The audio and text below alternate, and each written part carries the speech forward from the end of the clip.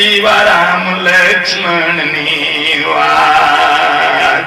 અરે માતાજી ને મોઢડે જે દી એ ઉડી એની ઊંઘ તે દીધી.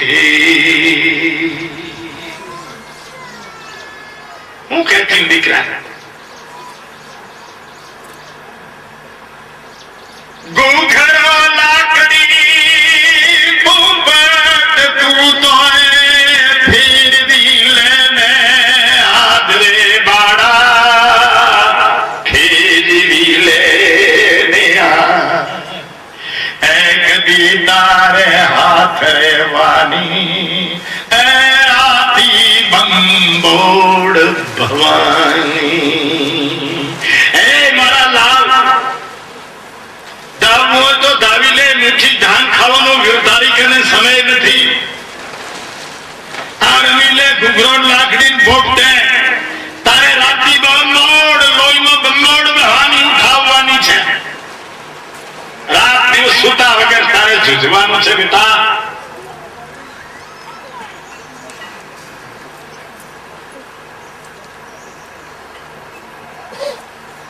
આ બધા પ્રસંવાળા બધા ખોટા છે. આ બંબા આટલી બી ક્યાં છે? ઔરંગઝેબે જયારે હિન્દુઓને માથે જયારે અત્યાચાર કર્યો ત્યારે કોઈ મંદિરે ન હંગ્યા, કોઈ માતાજી ને હંગ્યા, કોઈ યોગ્ય, કોઈ ભાવે, કોઈ ટીપણા વાળે. આવો ઇતિહાસ લઈ ચમત્કાર વાળા પ્રસંવાળા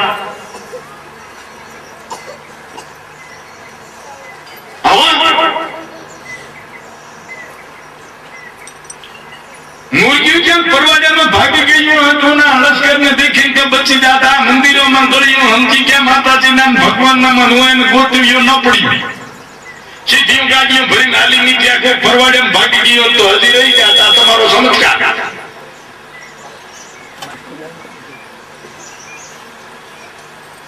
શું કામ દરબાર થવી પડી? કોઈ પ્રસંગ નો પીર્યો, કોઈ દેવે નો પીર્યો, કોઈ ભાવે નો પીર્યો, કોઈ ભુવે નો પીર્યો, કોણી નો પીર્યો. ત્યારે માથું હાથમાં લેવું પડ્યું.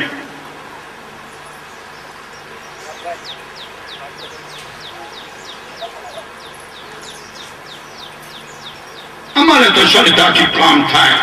શ્રદ્ધા તો કૌશલ્યામાં ઘણી હતી. બધા 33 કરોડ ને હું તમને ભોગ ચડાવીશ કે મારો રામ ક્યાં કહી જાય બેઠો. ભરતજી કે હું બધાને ખરેખર માનતા કરીશ, બધાને ભોગ ચડાવીશ, મારી ઘરે કઈ નુકસાન ન હોવું જોઈએ.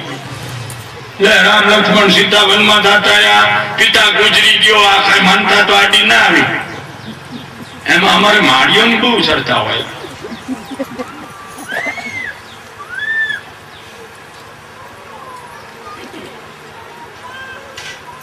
દેવ તો એ છે કે આપણી ફરજ આવે ત્યારે કદાચ પ્રાણ દેવાની જો ફરજ ઉભી થઈ હોય તો ત્યારે પ્રાણ દઈ દેવું. એ દેવ આપણને ખરેખર જેને આપણે દેવ કહીએ છીએ એ આપણને ઉપદેશ દઈ ગયા છે કે અમે દેવ એટલે કહેવાના કે અમારી જરૂર પડી એટલે અમે અમારું પ્રાણ દઈ દીધું. અમે પછી આ જગતના ભોગો માટે જરાય લલચાણા નહીં કે સમય આવી ગયો એટલે તમે દેવ.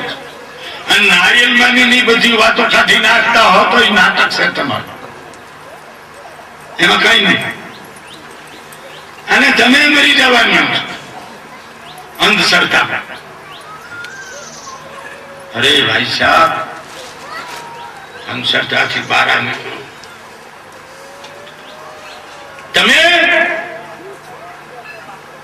તમે જગત જનની, તમે અંબા, એથી મોટી અંબા. આપણી 5 ઇન્દ્રિયો છે, આંખ, નાક, કાન, ચામડીની, જીભ, બીજાની પ્રાય વસ્તુમાં ન જાય. આંખ રૂપ જોવે પોતાના પતિનું, પોતાની પત્નીનું, પરમાત્મા.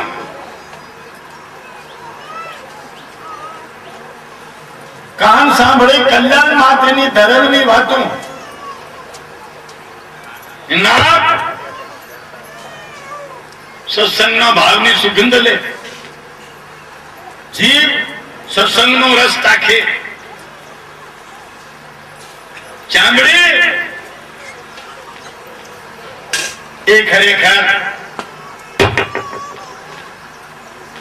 એ પ્રભુનો એ પ્રસાદ પ્રભુને પ્રસ કરવા માટે તત્પર.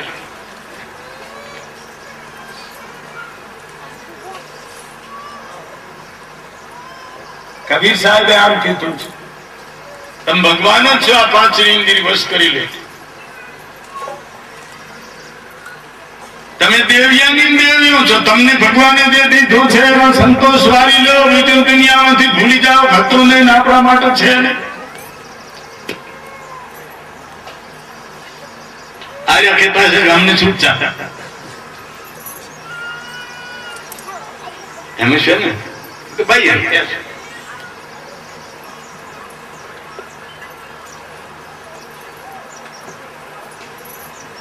અમારા લોક કહીઓ કે છે કે ફળું ફટકેલી અને ચૂલે ચડવું પડે, આવર હલબેલી એને કોઈ ન પૂછે કાગડા.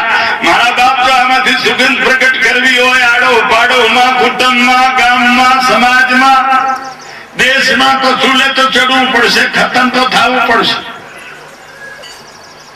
જાતને ખતમ કર્યા સિવાય એ ખરેખર ઉત્તમ પુષ્પો સુગંધી હોય છે. પોતાની જાતને જયારે ખતમ કરે છે ત્યારે એમાંથી અંતર નીકળે, એનામાં ટાઈટલ લાગે છે, ભગવાન છે, ચમેલી છે, ચંપો છે, એનામાં ટાઈટલ ન લાગે. માણસને પણ તમે જોતા, તમે દાતા લાઈનમાં જોતા હો, તમે ભગત લાઈનમાં જાતા હો, તમે વીર લાઈનમાં જોતા હો, તમે સંત લાઈનમાં જોતા હો, આમાં ભોગ દીધા વગર કોઈ પામ્યો નથી. અને ભોગ ન દેવો એનું નામ પશુ વૃત્તિ, એનું નામ પશુ બુદ્ધિ, પશુ વિચાર. આપણું જીવન પશુ.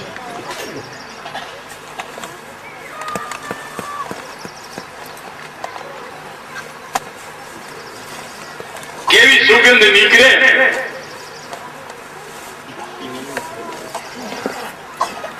એ પુષ્પોમાંથી કેવી સુગંધ નીકળે જે ઝૂલે ચડ્યા હોય. એનામાંથી સુગંધ નીકળે ખરી? હા. કેવી નીકળે?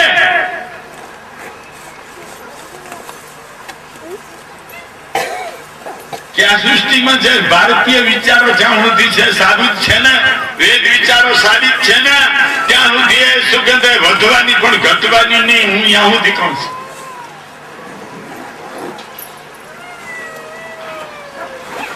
हमारी सीता माँ को 3 युग हो गया, कितनी सुगंध है उसकी.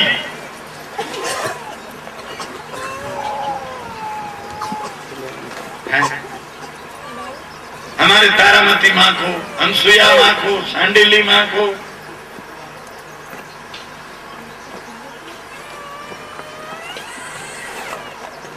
सेना सुगंध 3-4 યુગ થઈ ગયા તો જે ચૂલે ચડ્યા છે એની સુગંધ જતી નથી.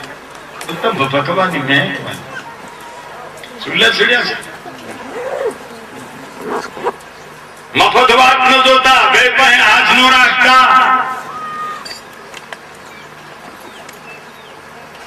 ધર્મ ને થોડુંક આગળ રાખો, વ્યવહાર ને થોડોક પાછળ રાખો. એ જીવન છે. બાકી છે ભૂત પણ બધું. હવે લાંબુ મારે નથી કેવું. તો માતા બહેનો, ज्यादा दादी तुम्हारी फर्ज ज्यादा बनती है, કારણ કે આ દેશનું ભવિષ્ય તમારા બાળકો થશે. આ દેશનું ભવિષ્ય તમારા બાળકો દ્વારા મજબૂત થશે કે નાશ પામશે. એક દી તમારા બાળકોના હાથમાં આવવાનું છે.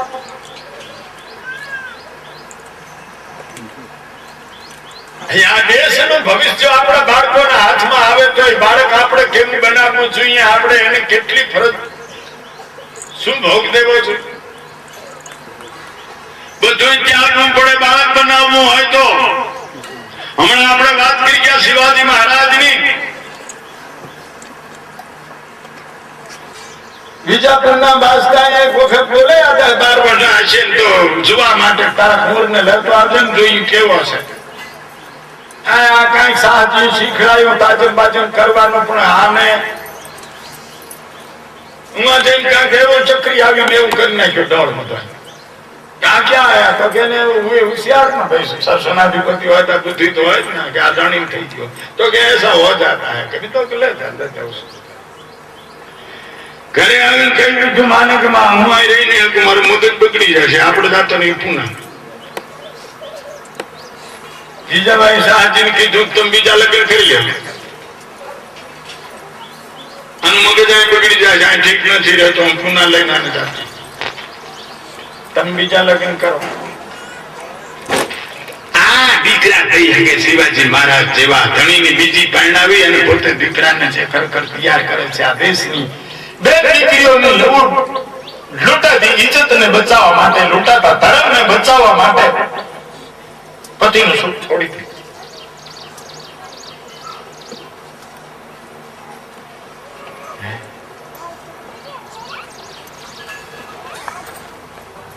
પાંડવોનો જ્યારે દુર્યોધન હાથી ગળફા ઉડાડવા માંડ્યો ઉલ્લુક દ્વારા એના મામાના દ્વારા એને શાંતિ દૂત મૂકીને બહુ બોલ્યા. કૃષ્ણને કહે છે કૃષ્ણ હવે તમે જાઓ મારા શાંતિ દૂત તરીકે નાને સમજાવો ક્યાં. કૃષ્ણ ગયા કુંતાજી કને કે ભાઈબા હું યુધિષ્ઠિર નો શાંતિ દૂત બની જાઉં છું તમે હું કહો છો. જેમ કેમ સમાધાન કરવાનું યુધિષ્ઠિરે કીધું. યુધિષ્ઠિરને કીધું તું મારું દૂધ ન થાય લાજે માયું. આજે આ વિશ્વમાં કેવો હાહાકાર થઈ રહ્યો છે લોકોને અન્યાય મળી રહ્યો છે લોકો અનુસરવાદી થઈ રહ્યા છે નાસ્તિક થઈ રહ્યા છે અને તને તારો જીવ વાળો લાગે છે તે મારું દૂધ લજવાડ્યું છે.